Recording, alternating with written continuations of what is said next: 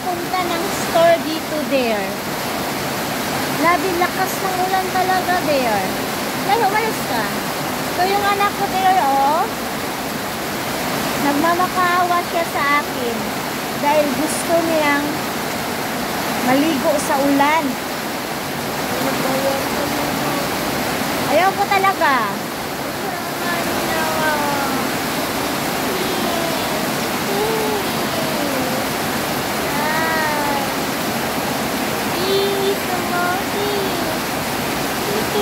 Ikaw? Ha? Ikaw.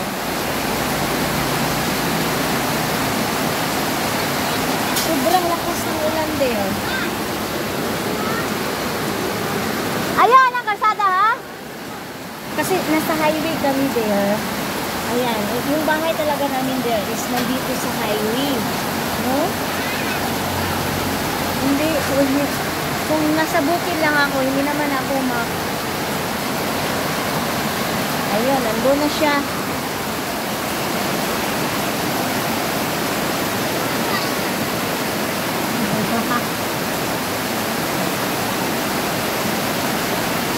Nandun na siya. Basta ano lang ko din. Bukid. Hindi naman talaga ako mag-worry eh.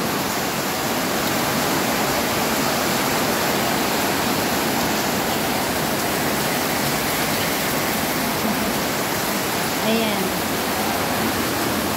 Hindi ko talaga, oh. Kasi tumutulo talagang ulan dyan, eh.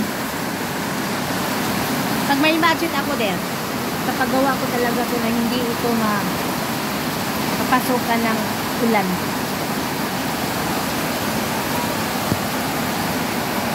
There yung nagpapakyo yung anak ko, yung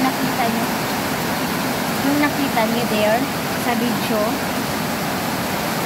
Siya there, pinagsasabihan ko na, alam naman niyang hindi yung tama. Kasi minsan din, yung kadalasan talaga in reality, dito sa mundo, yung madami talagang maganon. Para bang yung mga kasamahan niya, yung mga friends niya, hindi naman tayo maiwasan yun dahil sa internet. Parang nanonormal lang niya, lalo na hindi ko talaga magmasdan yung anak ko kasi nabibisi ako sa store ko. Tapos pag-uwi ko dito, gabi na, yun, pagkukulang na talaga yung there. Ayun mo talaga eh, yung para yung mga ganon, yung na-normal na talaga sa mga bata, pero hindi yung tama. Pero hindi yung tama. Nakakasama talaga yun. Mga salap, hindi talaga masaya si Lord. Yung kami yung si God, hindi talaga masaya sa akin sa pag ganon. Kaya every time, pinagsasabihan ko talaga siya na hindi yung tama. Alam niyo naman. Yun, kailangan talagang guidance ng anak natin eh. Laging monitor natin, yung mga galaw, kilos nila, yung bawat posisyon nila, para tayo magsasabi na hindi yung tama. May pagkukulang talaga ako kasi pagod lang ako pag-uwi dito. Kaya ngayon, na-learn ko, kailangan ko talagang bantayan ko yung yung anak ko, yung sabihin ko talaga na hindi yung tama, no? Pag hindi tama, sasabihin. So, sumusunod na. Huwag niyo naman ganunan yung anak ko, yung mga bad words. Hindi yung tama.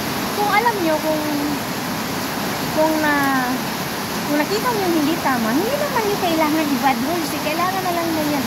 Mami, nana, yung anak mo nagpakyo, hindi yung tama. Ganun. Hindi yung magbabad words ka, no?